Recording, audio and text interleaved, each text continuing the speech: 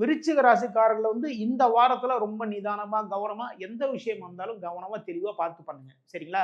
திருமணம் தொடர்பான விஷயத்திலே வந்து கவனமா பார்த்து இருந்துக்கோங்க. சுபகாரிய நிகழ்வுகள் அங்கெல்லாம் வந்து போறீங்கன்னு வச்சுக்கோங்களேன், அங்கேயுமே வந்து ரொம்ப கவனமா இருந்துக்கோங்க. எதனாலனா, உங்களுடைய ராசி அதிபதி பாக்கியஸ்தானமான 9ஆம் இடத்தில் நீச கதி பெற்று சஞ்சாரம் பண்ணிட்டு இருக்காருங்க.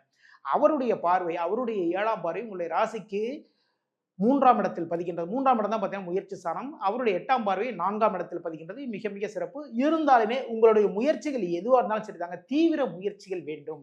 அது மட்டும் இல்லங்க, உங்களுடைய ராசிக்கு 2ஆம் அதிபதி என்று சொல்லக்கூடிய குரு பகவான் 7ஆம் இடத்துல சஞ்சாரம் பண்ணிட்டு இருக்காரு. மிக மிக சிறப்பு. கூட்டு தொழில் பண்றவங்க கணக்கு வழக்கல்ல கொஞ்சம் கவனமா நடந்துக்கோங்க. பார்த்து நடந்துங்க.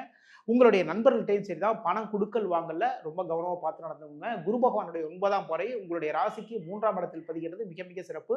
முயற்சிகளில் அனைத்து காரிய வெற்றிகள் உங்களை தேடிக்கொண்டு வரும். இந்த வாரத்துல வந்து குரு பகவான் வழிபாடு பண்ணுங்க. டபுள் 3 கமெண்ட் பண்ணுங்க. இந்த வாரம் உங்களுக்கு சக்சஸான வாரமாக மாறும்.